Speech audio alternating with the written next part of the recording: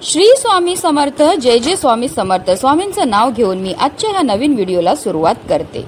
दरवर्षी आषाढ महिन्यातील शुक्ल पक्षातील पौर्णिमा तिथीला गुरुपौर्णिमा साजरी केली जाते। यंदा 10 जुलै रोजी गुरुपौर्णिमा साजरी केली जाणार आहे। या पौर्णिमेला व्यास पौर्णिमा आणि वेद पौर्णिमा या नावाने देखील ओळखले जाते।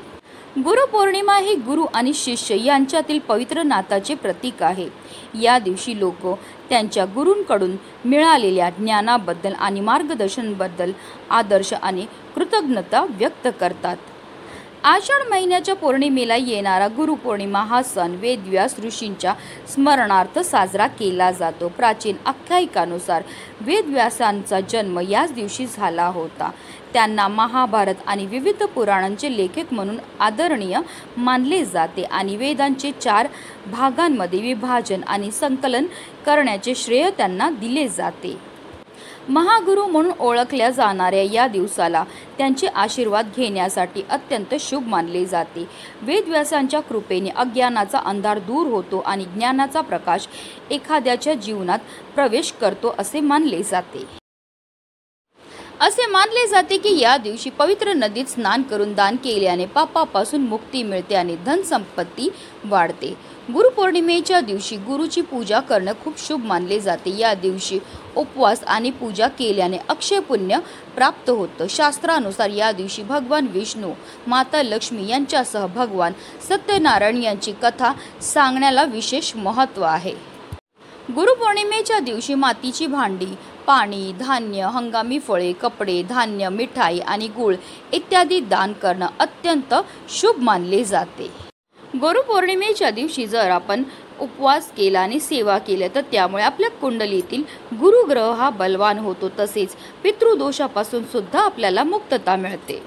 गुरुपौर्णिमेच्या दिवशी गुरुतत्व अर्थात ईश्वरी तत्व नेहमीच्या तुलनेत 1 सहस्त्रपटीने जास्त कार्यरत असतात आणि म्हणूनच जर या दिवशी आपण काही प्रभावी उपाय आणि सेवा केल्या तर त्या सेवेंचं आणि उपायांचं आपल्याला अतिशीघ्र फळ हे प्राप्त होत असतं।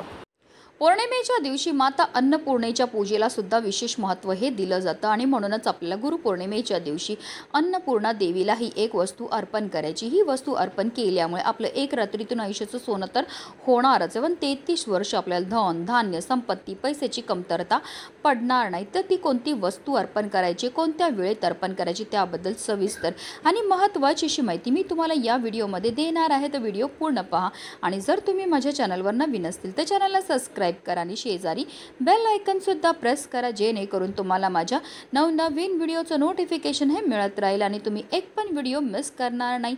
आणि कमेंटमध्ये श्री स्वामी समर्थ किंवा श्री गुरुदेव दत्त लिहायला अजिबात विसरू नका। पौर्णिमेच्या दिवशी अन्नपूर्णा मातेच्या पूजेला विशेष महत्त्व हे दिलं जातं। तसेच पौर्णिमेच्या दिवशी अन्नपूर्णा देवीला काही वस्तू ह्या आवर्जून अर्पण केल्या जातात, कारण अन्नपूर्णा देवी ही पार्वती देवीचा एक अवतार मानला जातो, जी अन्नाची आणि पोषणाची देवी आहे। अन्नपूर्णा देवीला अन्न, सौभाग्य आणि समृद्धीची देवी मानली जाते। अन्नपूर्णाची पूजा केल्याने घरात सुख, समृद्धी आणि अन्नधान्याची वाढ होते। देवी अन्नपूर्णा घरात ठेवल्याने घरात सकारात्मक ऊर्जा येते आणि वास्तुदोष दूर होतो। त्याचबरोबर आपल्याकडे लग्न झाल्यानंतर मुलीच्या हातात अन्नपूर्णा देवीची मूर्ती देण्याची प्रथा आहे। याचा अर्थ असा होतो की ती मुलगी ज्या नवीन घरात जाईल त्या घरात देवी अन्नपूर्णेच्या रूपाने धन, धान्याची संपन्नता व्हावी, एवढं महत्त्व आहे अन्नपूर्णा मातेचं। आता आपल्याला अन्नपूर्णा मातेची दररोज पूजाही करायची, पण जर तुम्हाला दररोज पूजा करणं शक्य नसेल तर आवर्जून तुम्हाला पौर्णिमेच्या दिवशी अन्नपूर्णा देवीची पूजा आणि सेवाही करायची आहे। आता हा उपाय आपण कधी करायचा आहे तर गुरुपौर्णिमेच्या दिवशी तुम्ही अगदी सकाळपासून संध्याकाळपर्यंत कधीही हा उपाय जो आहे तो करू शकतात। हा संपूर्ण उपाय किंवा ही सेवा जी आहे ती आपण देवघरामध्ये बसूनच करणार आहेत, म्हणून सर्वप्रथम आपल्याला देवघरामध्ये दिवा हा प्रज्वलित करून घ्यायचा आहे, कारण कोणतीही सेवा किंवा कोणताही उपाय जर आपण अग्नीच्या साक्षीने केला तर तो देवांपर्यंत पोचतो असं म्हटलं जातं। आता आपल्याला तामन घ्यायचे आणि तामनामध्ये अन्नपूर्णा मातेच्या मूर्तीला ठेवायचं आणि तिच्यावर जलाभिषेक हा करायचा आहे। प्रत्येक पळी पाणी अर्पण करताना आपल्याला ओम श्री अन्नपूर्णाय नमः या मंत्राचा जप करायचा किंवा तुम्ही अन्नपूर्णा स्तोत्राचं पठण सुद्धा करू शकतात। जलाभिषेक करून झाल्यानंतर आपल्याला अन्नपूर्णा मातेच्या मूर्तीला स्वच्छ पुसून घ्यायचं आहे। आता आपल्याला एक तामण घ्यायचं आहे किंवा तुम्ही एक वाटी घेतली तरीही चालणार आहे। त्या तामणामध्ये आपल्याला कुंकवाने एक स्वास्तिक काढून घ्यायचं आहे आणि त्या स्वास्तिकवर आपल्याला अन्नपूर्णा मातेच्या मूर्तीला ठेवून घ्यायचं आहे। आता एका वाटीमध्ये आपल्याला तांदूळ घ्यायचे, जे तांदूळ आपण घेणार ते अखंड असावे। आता अन्नपूर्णा मातेवर आपल्याला या तांदळाने अर्चन हे करायचे। ज्याप्रमाणे आपण कुंकुमार्चन करतो त्याप्रमाणे आपल्याला अन्नपूर्णा मातेच्या मूर्तीवर तांदळाचं अर्चन हे करायचं। आपल्या उजव्या हाताचा अंगठा, त्याचबरोबर करंगळी शेजारीचं जे बोट असतं त्याला अनामिका म्हणतात, त्याचबरोबर आपलं मधलं बोट म्हणजे या मृगी मुद्रेने आपल्याला अन्नपूर्णा मातेवर तांदळाचं अर्चन हे करायचं। आता हे अर्चन तुम्ही देवीच्या मस्तकावर करू शकतात किंवा तिच्या चरणापासून तिच्या मस्तकावर करायचं आहे। प्रत्येक वेळेस जेव्हा तुम्ही तांदळाचं अर्चन करणार तेव्हा तुम्हाला निरंतर ओम श्री अन्नपूर्णाय नमः या मंत्राचा जप हा करायचा आहे।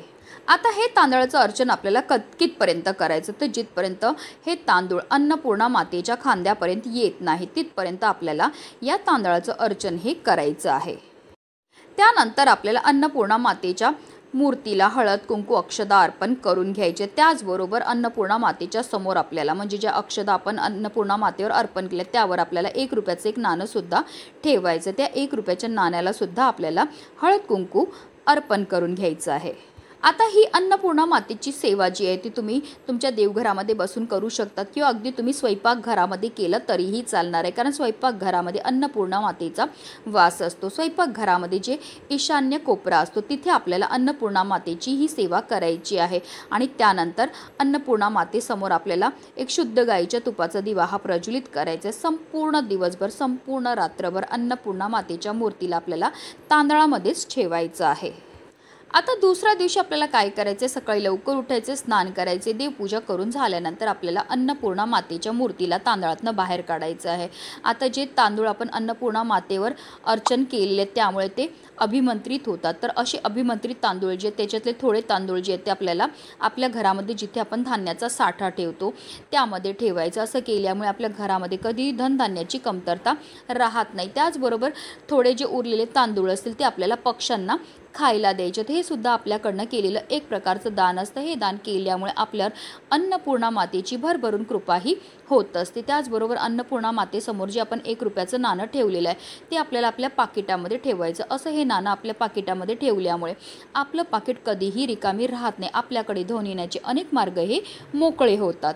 अशा रीतीने आपल्याला ही अन्नपूर्णा देवीची सेवा जी आहे ती गुरुपौर्णिमेच्या दिवशी करायची। ज्या घरामध्ये अन्नपूर्णा मातेची ही सेवा केली जाते त्या घरावर अखंड माता लक्ष्मीची कृपा ही होत असते। म्हणूनच व्हिडिओ जास्तीत जास्त लोकांपर्यंत शेअर करा, जेणेकरून प्रत्येकाच्या आयुष्याचं कल्याण हो हीच मनामध्ये इच्छा। श्री स्वामी समर्थ। जय जय स्वामी समर्थ।